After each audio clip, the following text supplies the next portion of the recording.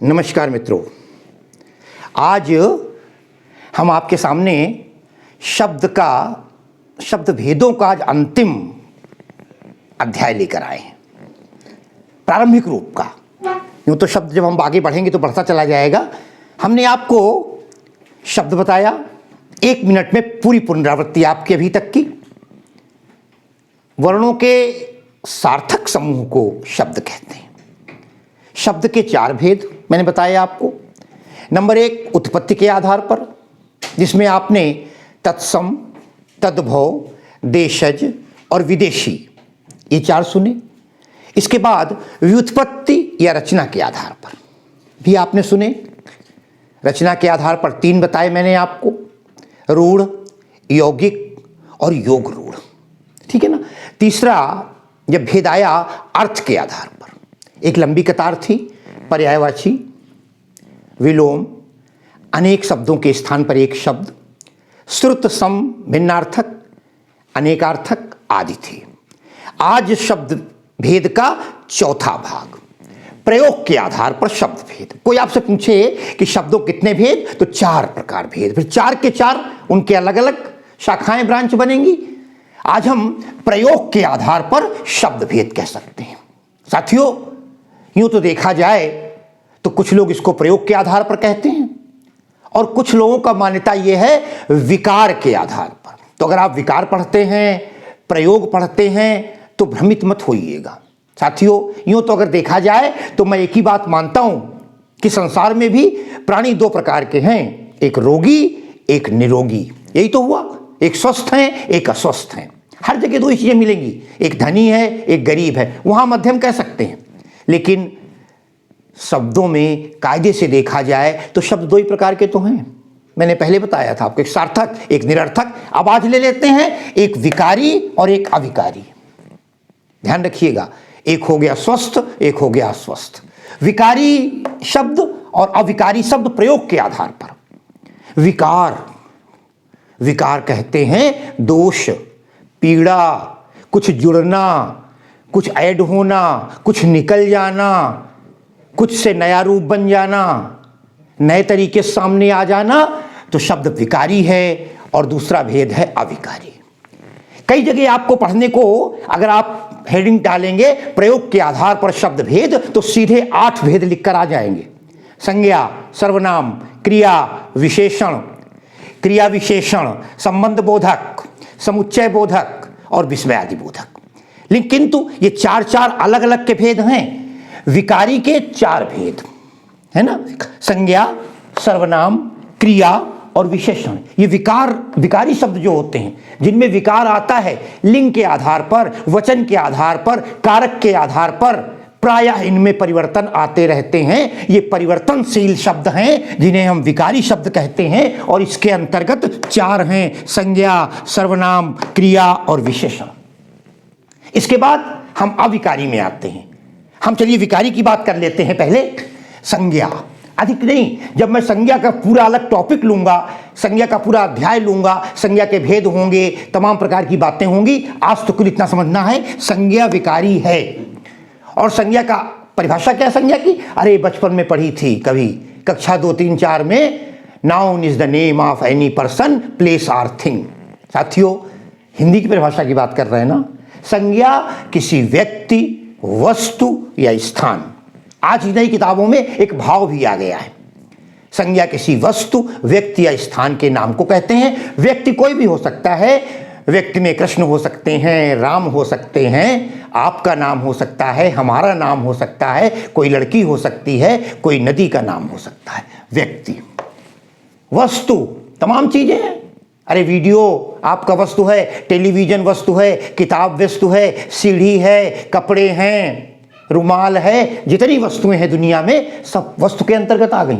व्यक्ति, वस्तु, व्यक्ति भी हो गया, वस्तु भी हो गई। और स्थान, साथियों, स्थान जगह। अरे आपका गांव, हमारा गांव, शहर, मोहल्ला, तहसील, प्रांत, देश, ये सब आ जाएंगे स्थान के नाम पे। आप बड़े आराम से, मैं इलाहाबाद में हूँ, मैं बनारस जा रहा हूँ, वो आगरा गया हुआ है, वो अहमदाबाद जा रहा है, तमाम बातें। हमारा मित्र पटना में रहता है, रहते हैं या रहता है, कुछ भी कहने का आशय है किसी भी गांव या स्थान का नाम जब हम लेते हैं तब वो संज्ञा होती है। इस प्रकार ये संज्ञा हो गई। सर्वनाम संक्षिप्त परिभाषा बताएंगे जब विशेष बात करेंगे। सर्वनाम जो शब्द संज्ञा के स्थान पर प्रयुक्त हों। संज्ञा के स्थान पर राम एक बहुत अच्छा लड़का है, वो कल लखनऊ परीक्षा देने जा रहा है, ये वह जो है सर्वनाम है क्योंकि राम के स्थान पर प्रयुक्त हुआ है। जब जो चीज संज्ञा के स्थान पर प्रयुक्त हो उसे हम सर्वनाम कहते हैं। ठीक है ना, भेद जब बताएंगे, चाहे मैं हो, चाहे वह हो, चाहे तुम हो। आइए, सर्वनाम के बाद आता है क्रिया, जिससे किसी काम का करना या होना पाया जाए। करना या होना, खेलना, उठना, बैठना, सोना, जगना, खेल, इसी का रूप है।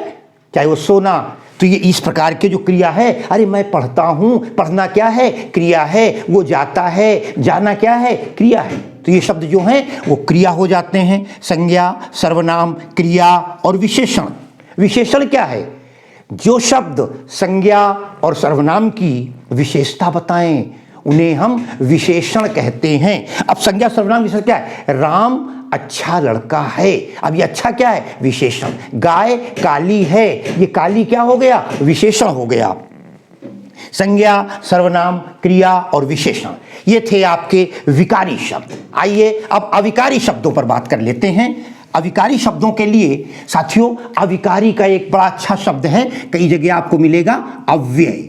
जब हम शब्द के भेद पढ़ते हैं तो अव्यय, अविकारी, उसमें संज्ञा, सर्वनाम, क्रिया, विशेषण, उसमें एक शब्द आता है अव्यय। अव्यय की परिभाषा बताइए, आप परेशान ना हो, जरा देखिए अव्यय, इसे आ अलग कर दीजिए, व्यय अलग कर दीजिए। जब हम आ बनाते, आ माने नहीं, व्यय माने खर्च होने वाला। साथियों कल्पना करो, आप महीने में, या आपके घर वाले या आपका कोई मित्र महीने में 1 लाख रुपए कमाता है और वो धीरे धीरे खर्च कर देता है, समाप्त हो जाते हैं। अगर कोई खर्च ही न करे, पूरा रखा रहे ज्यों का त्यों, तो क्या कितना आनंद आएगा। वे शब्द जो अव्यय, जो खर्च न हो, जिन पर कोई फर्क न पड़े, जिनमें कोई बढ़ोतरी न हो, जिन्हें घटाया न जा सके, जिनके ऊपर या न तो प्रभाव हो लिंग का, न वचन का, न कारक का, कोई परिवर्तन न हो, अपरिवर्तनीय जिसे कह सकते हैं। परिवर्तनशील तो संज्ञा, सर्वनाम, क्रिया, विशेषण हो गए, वहां विकार आ गया, इसमें विकार नहीं है। ये अव्यय शब्द हैं और ये शब्द कभी भी, इनको कहीं भी आप लिखेंगे, कहीं प्रयोग करेंगे, इनके अर्थ में किसी प्रकार का बदलाव या परिवर्तन नहीं होता। साथियों इनमें पहला शब्द है क्रिया विशेषण। क्रिया विशेषण, अभी देखिए आपने विकार में क्रिया भी पढ़ी थी और विशेषण भी पढ़ा था, अब ये मिला दिया गया है क्रिया विशेषण। अर्थ क्या हुआ, परिभाषा क्या हुई? जहां पर किसी को जो कोई शब्द क्रिया की विशेषता बता दे, क्रिया की विशेषता, हमने कहा वह चलता है, ठीक है ना, हमने कहा वह चलता है, चलना क्या है? क्रिया है, लेकिन वह चलता है, हमने कहा क्रिया तो मिल गई चलना, लेकिन अब उसमें क्रिया विशेषण कैसे मिलेगा? जब हमने कहा वो तेज चलता है, वो धीरे चलता है, क्रिया की विशेषता हो गई, उसकी नहीं, वह चलता कैसे है? धीरे या तेज।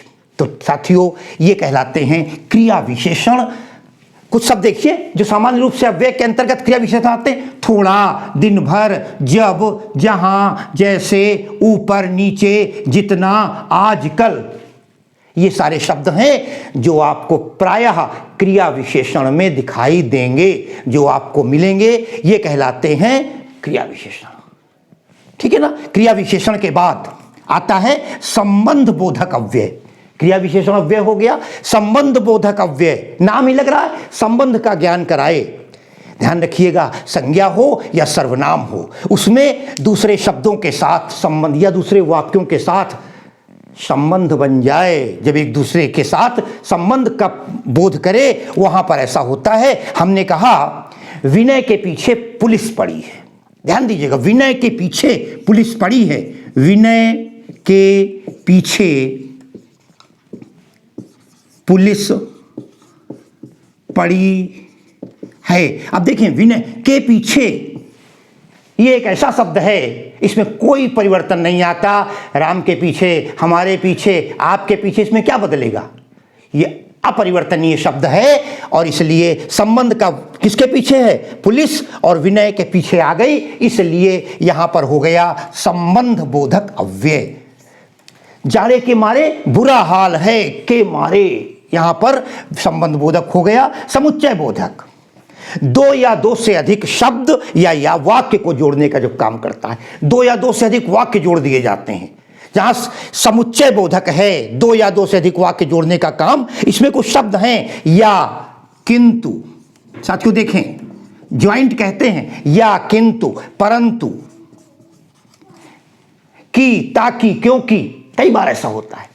मैं वहां गया तो था परंतु रमेश नहीं मिला, ये परंतु से वाक्य जोड़ा जा रहा है और ये परंतु जो शब्द लगा वो समुच्चय बोधक है, दो वाक्यों को जोड़ने वाला है। हमने किंतु कह दिया, बात आज काम तो हो जाता किंतु वो छुट्टी पर थे, बस ये किंतु लग गया।